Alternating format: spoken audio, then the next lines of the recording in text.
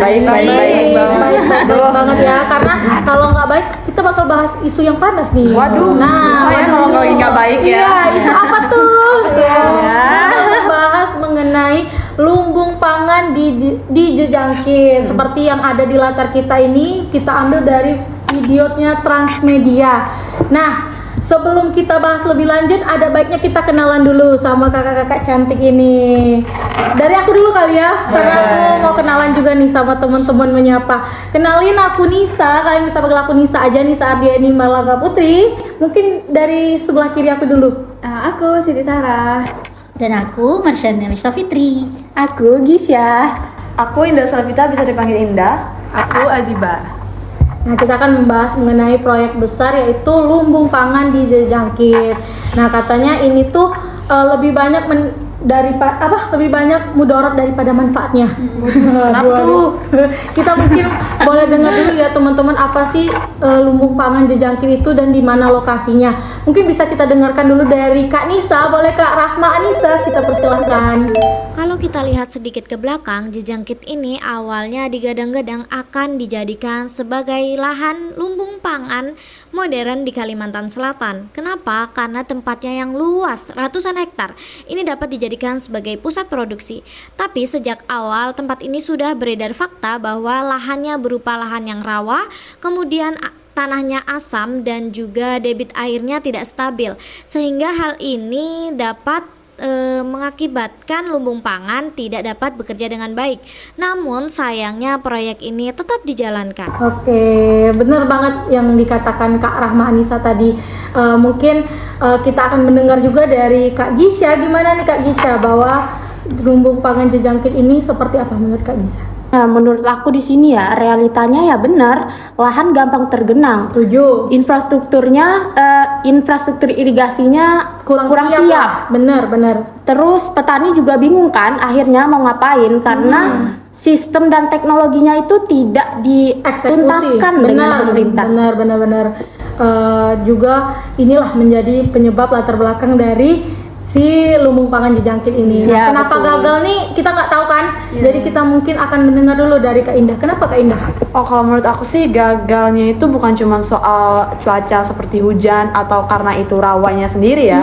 Cuma dari awal itu perencanaannya yang kurang mempertimbangkan kondisi ekologinya sendiri. Nah, jadi kita perlu perhatikan bahwa rawa itu tuh mempunyai ritme air sendiri. Misalnya ada masanya airnya itu surut, tapi ada masanya airnya itu akan naik sendirinya. Benar. Nah, jadi tanpa manajemen air yang matang, yang tepat gitu, ya jadinya sia-sia mau bangun apapun di tempat itu gitu loh. Dan ternyata akan berujung kayak alat dan mesinnya itu jadi nganggur kan.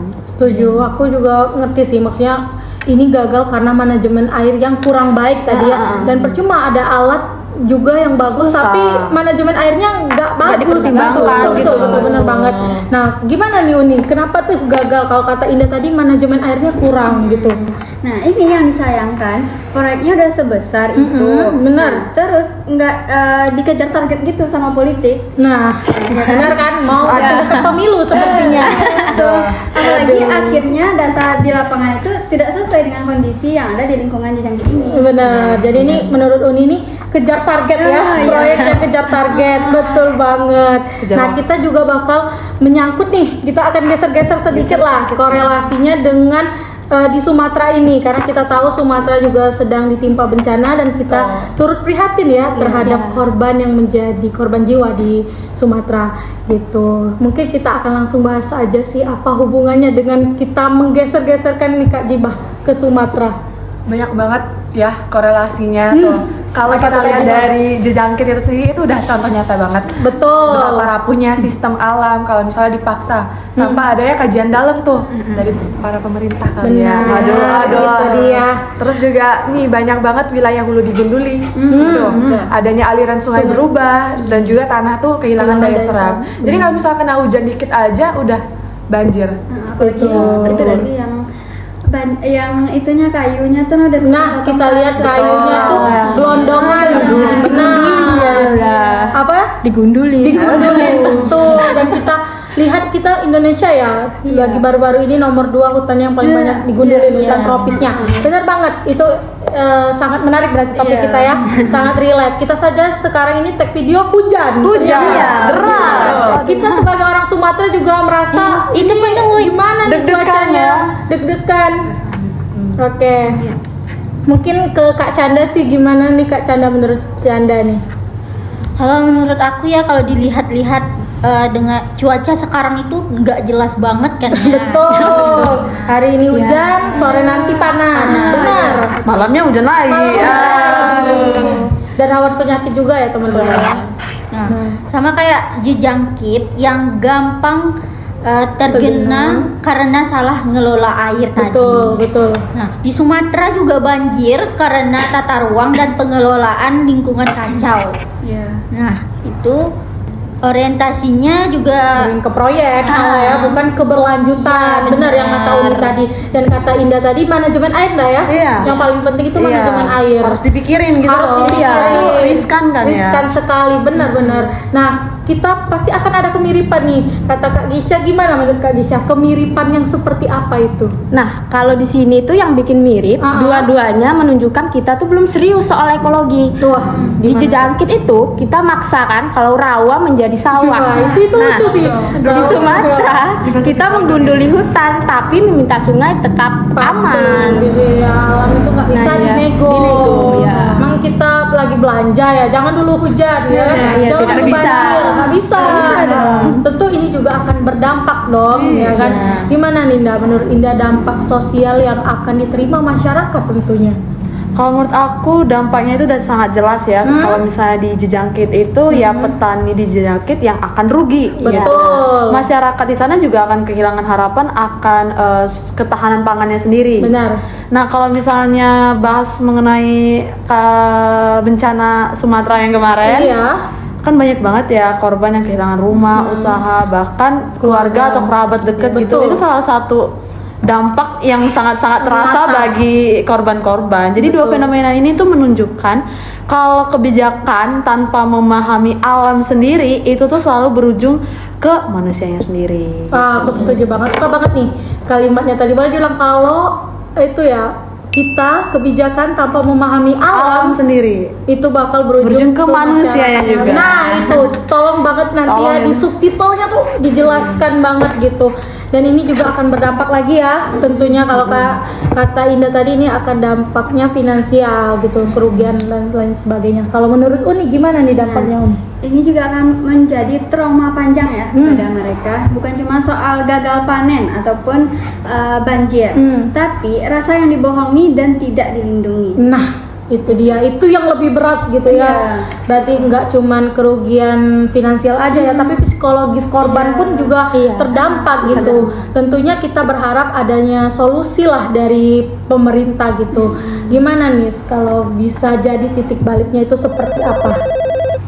Baiklah, jadi titik baliknya adalah perencanaan harus berbasis dengan data ekologi, bukan hanya sekedar ambisi proyek. Lahan rawa misalnya mau dijadikan sebagai sawah, tetapi tetap harus dikelola dengan metode yang tepat dan juga berkelanjutan. Jadi lahan ini bukan hanya dipaksakan menjadi sawah, namun tetap dikelola dengan baik. Oke, menurut Nisa seperti itu ya titik baliknya. Kalau kita ingin juga sih mendengar dari Kak Aziz, bagaimana Zib? Kalau kata aku sih hutan di Sumatera tuh benar-benar harus kita pulihin balik ya. Terus juga betul. sungainya tuh harus diberi ruang gitu loh. Dan juga kalau kita tahu alam itu udah ngasih benefit banyak banget ke kita, ya kan? Bener. Secara kalau kita hidup tuh kita bergantung juga Bener, sama ya. dia.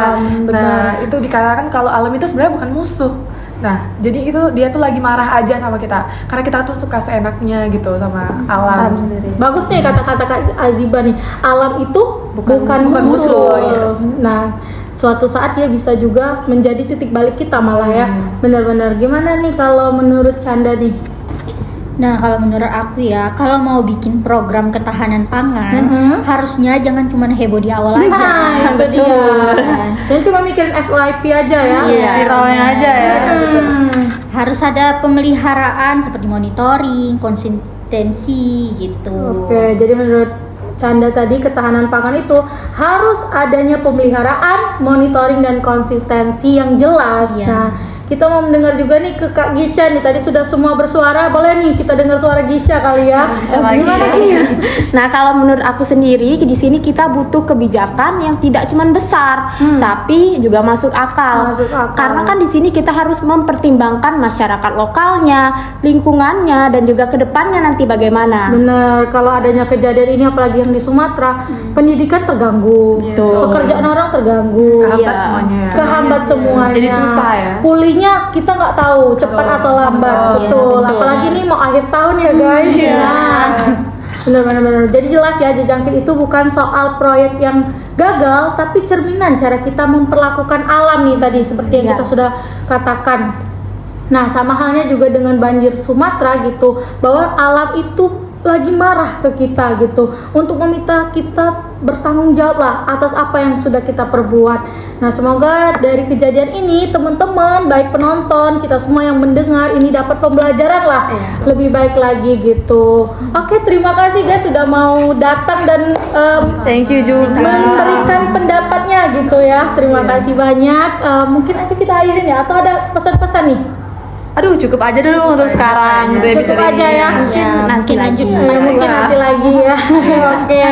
Kalau ada pertanyaan mungkin bisa komen ya. Komen juga tentang Jejangkit ini dan juga tentang banjir di Sumatera ini. Oke, kita akhiri aja kali ya. Terima kasih semuanya. Makasih juga Nisa, makasih guys. Terima kasih. Bye-bye. Bye-bye.